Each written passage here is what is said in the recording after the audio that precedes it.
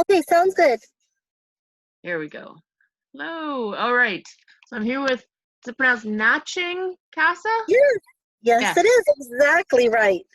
Awesome. And you're the author of War Beats from Not Just a Pretty Face, Women of Horror, Volume 1. Yes, I am. So let's talk about, well, tell us a bit about yourself first.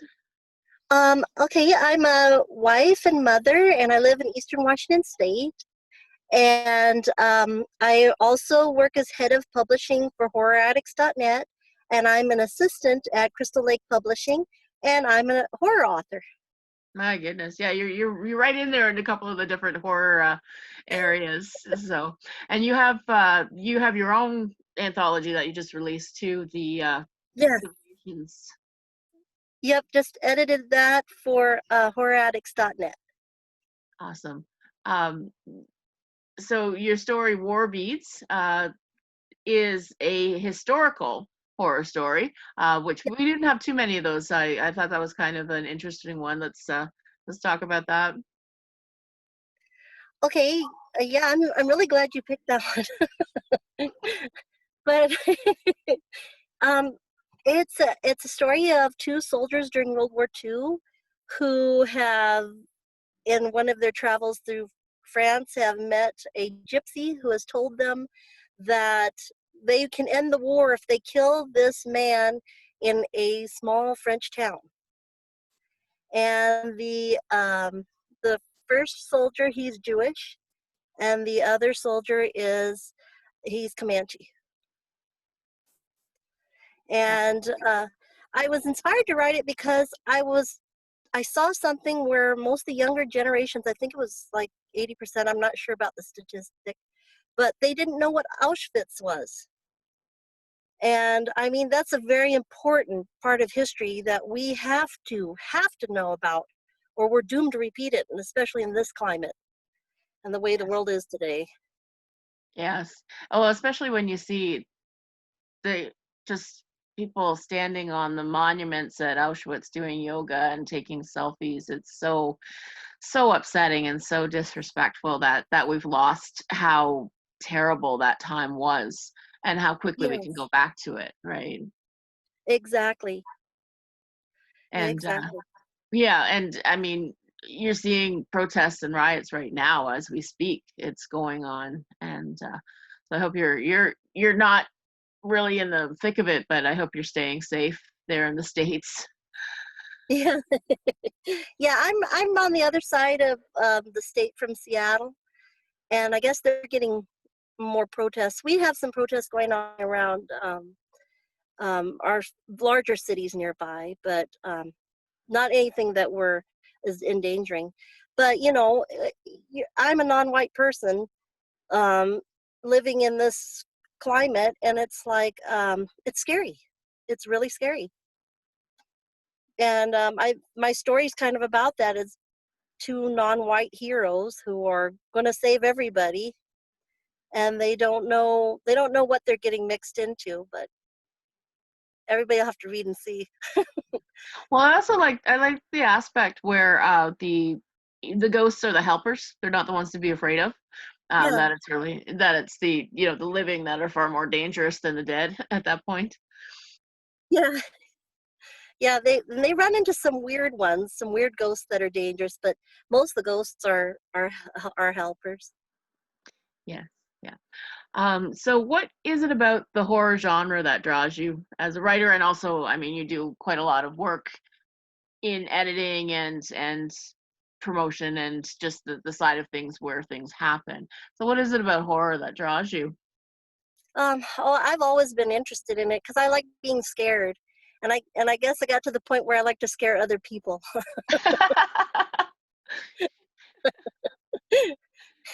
And I have three small children, and it's like, I don't want to get to where I'm scaring them so bad they can't go to bed, but I like to tell them stories and before they go to bed and stuff, scary stuff. But we always end it on a funny note afterward. But and then I've had people who come up to my husband and they're like, "Oh, your wife's a horror writer. You better watch out while you're sleeping." No, we got all that out in our stories. We don't need to do that. Exactly. Yeah. So how long have you been writing horror, and how did you start writing horror? Oh gosh, I've been writing horror. Well, I wrote some scary stories when I was like in second grade, and I was writing them for my class. And then like this monster, and he wore a paper bag over his head, and he thought he was ugly, and he was actually a tap dancing monster with top hat. And then It's awesome. and then but I really started seriously writing horror in 2011 after I had my son. And my husband, I got laid off from my job, and I was, because I had my maternity leave and everything, and I just started writing horror, and my husband was very supportive, and he's been very supportive ever since, helping me. So I get to stay home and write and take care of the kids, and he works the hard job. He's an essential worker. Awesome. Well, thank you for your service. I can see his hand there, so that's all I can see of him. Nope. You should see his shirt. It's so awesome. I want Here, to show show you me. his shirt. You should have warned me. Scary clowns. Oh, Oops. that's okay. I'm not as afraid of clowns as some people, but I understand why they're frightening. So what somebody mentioned in passing that after having children, some kinds of horror just you can't read them anymore. Do you find that after having kids, your I perspective on certain? Yes, I don't like horror now that involves children. Yeah. You know, before it was okay. I was all right with it. I've even read like Thomas Tryon's The Other, and that's a lot of horror towards children. But oh, and I even read it, but it got harder to read because I don't want anything to happen to my kids. Yeah. Yeah. And I mean, just so there is so much. And I mean, a lot of writers, obviously, they write what scares and bothers them. And Stephen King always wrote about what kind of where he was in his life at any given point. So when he had kids, he wrote about kids. And when, Yeah. and now he's getting older, he's writing about being older. But something like Pet Cemetery, too, is just. Yes, I have never read it, and I'm not going to. And I I think haven't it's seen the worth a movie read. either. I think it's worth a read if you like it. I mean, it's got some of his scariest stuff and his grimmest stuff. So it's definitely worth a read. But yeah, maybe when your kids are a little older. I think I'll wait.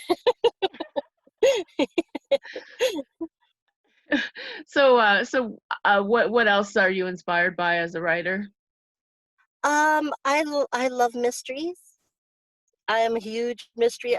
Before I did horror, my dad introduced me to horror. He got me into. He first showed me King Kong. King Kong was the first thing I ever watched, and then he showed me the Universal things like Dracula and everything. And then I started getting into mysteries, so I got into Nancy Drew, and then I discovered Sherlock Holmes, and that was it. And I'm a huge Sherlock Holmes fan. Yeah. So yeah, that's one of the other things that inspires me. Some other things I do. Yeah, that's one of the things that I like about horror too, is a lot of the time it's a problem or a puzzle to be solved. It's not just people running around trying not to die, right? And that's Exactly. always kind of Exactly. the most intriguing kinds of horror.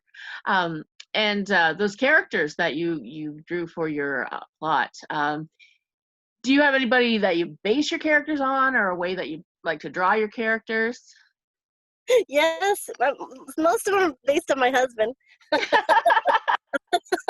A lot of them are, but and some are people I know, but there's some that just come to me, or just like are born, and I have their names and everything, and it's like I don't even know who this person is, but now I know who this person is, and it's just weird. And they drive the story too. My characters are very much have their own free will, and they take over the story, and I never plot.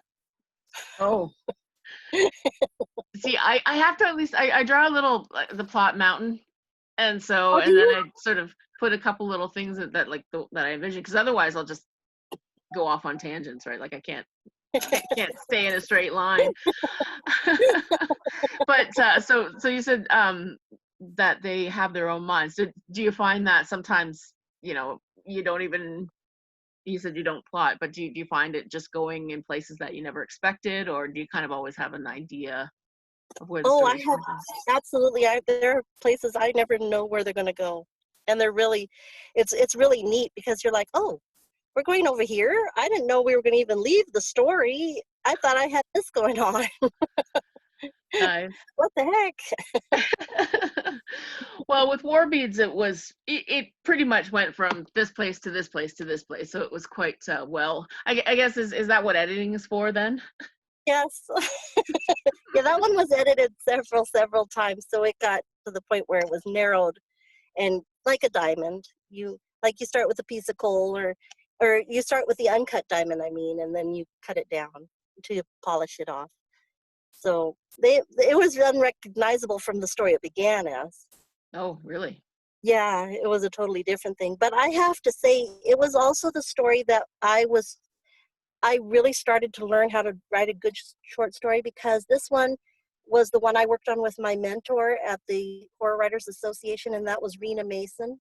Oh, And nice. yeah, she is great. Yeah. She's tough and she's great. Yeah, and the HWA mentor program is really really helpful and wonderful. I Yes. went through it too. It's such a great service that they provide for newer horror writers. Yeah. Oh, it's great, especially when you don't really know what you're doing and you think you know everything and you don't. No, it's still a learning. It's always going to be a learning process. I think that there are some authors that have been doing it for 50 years that probably still Yeah, learn new stuff every day. and they're probably like, I've heard of them. They're like, they look back at their early work, and I do the same thing, and it's like, oh, that's embarrassing. I wish I could write that over. I could make this so much better now.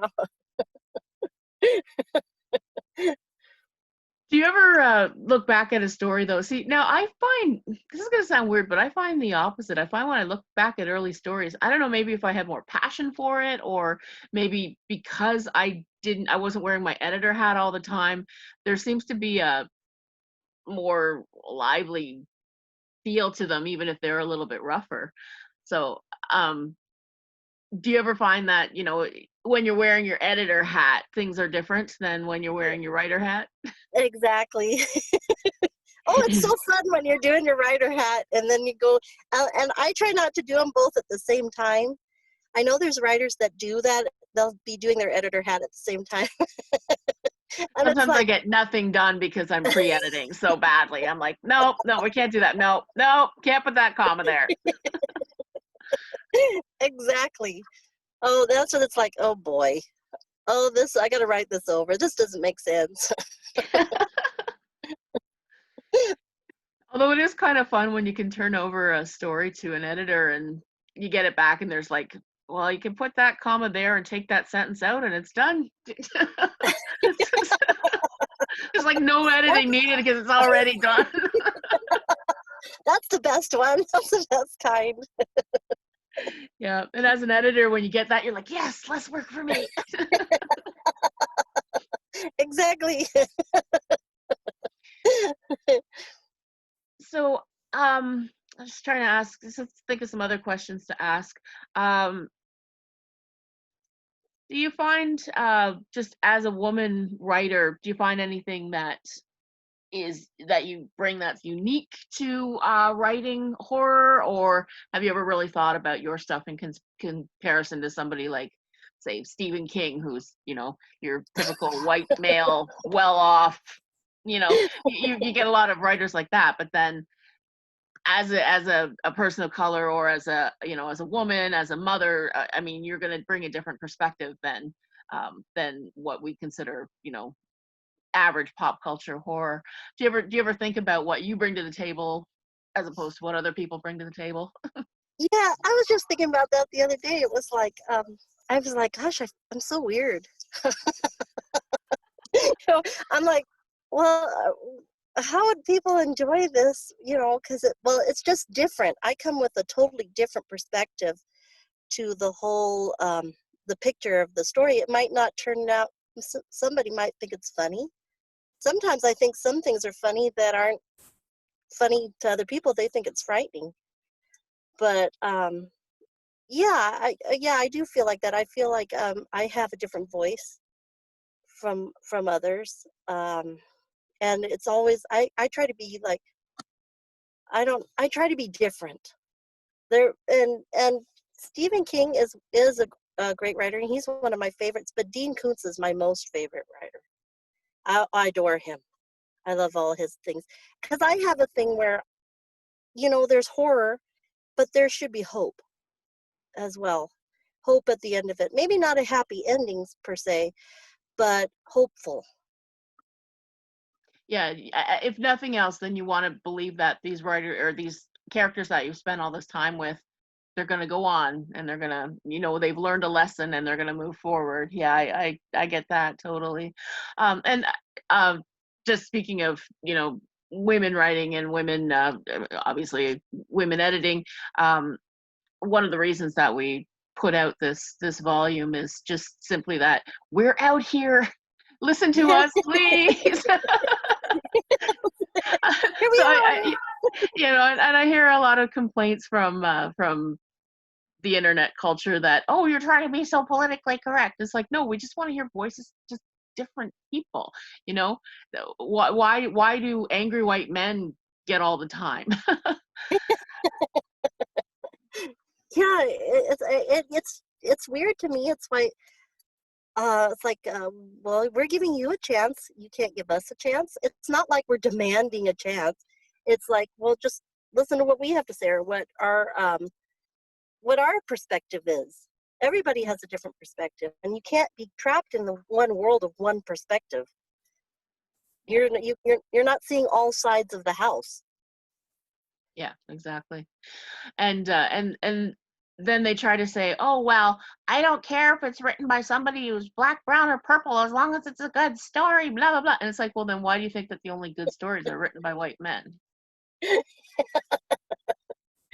Yeah, exactly. And I've seen that in some anthologies, and it's like, gosh, there's an awful lot of white men in this one, and yeah, they're good stories, but let's hear from somebody else. Yeah, and I always want to see the slush pile too. I'm like, what did you turn down? Exactly.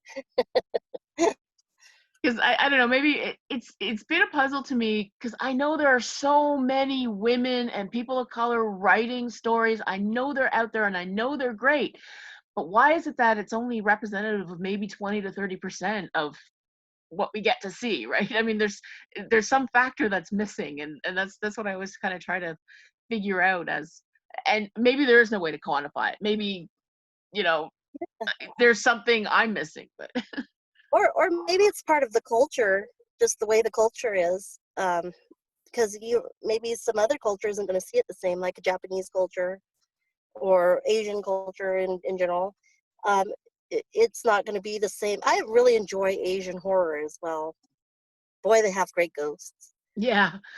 Yeah, well, the interview I did with May Kerr, who wrote Miss Cassidy and the Pontianak, she was talking about some of the scary monsters that she grew up with, stories about in Singapore, and yeah, then the Pontianak is one perfect example. Oh, Just yeah, yeah. oh, cool.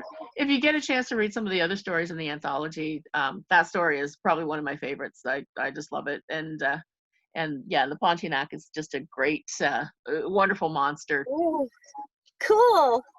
Yeah. Yeah, I'll definitely be reading that pretty soon here. I gotta get past my new Dean Koontz. And Well, you got your copy, so we should be. You got your e-copy, so you should be good to get some of the yeah. stories read. Okay. Was there anything else you wanted to talk about? Did you want to talk about Dark Divinations or any of the other stuff that you're Oh working on? right now I have Dark Divinations anthology just came out May 1st, and it's all about Victorian horror with a method of divination for each story. And it was really fun to put together. And boy, we had a lot in the slush. We had a lot. You had, as you know, being an editor, it's bringing all the people in, and it's got to fit your vision of where you're headed, what you want. So the stories may not be bad that are in the slush pile, but they may not fit what you're looking for. Yeah. And so that was, Sorry, go ahead. oh, yeah, that was really fun doing that one. Yeah. And Well, then, and that's why I always tell newer writers, I'm like, don't get discouraged. Just keep going out there. It doesn't mean it's not a great story. It just means it's not what they want. So anyway, go on. exactly. That's a big part of being a writer is perseverance. And then the other thing I've just written, I just got accepted in another Sherlock Holmes anthology, and that'll be my third Sherlock Holmes story. So, and I've been writing mysteries, so I'm kind of branching off into mystery and horror now. And I got one called The Adventure of Marleybone Manor, and that's in the Occult Detectives, Sherlock Holmes and the Occult Detectives. That's edited by John Linwood Grant. So that's got what I've got coming up. Awesome. Well, we'll look forward to that. So I'm going to wrap it up now, but you have a great night and stay safe, and we'll talk to you soon. You too. Thank you, Celine. Thank you for You're doing this, and welcome. thank you for such a lovely anthology. You did a great job. Thank you. You're welcome. Very, very welcome, and look forward to more. Have a great night. Thanks. You too. Bye bye.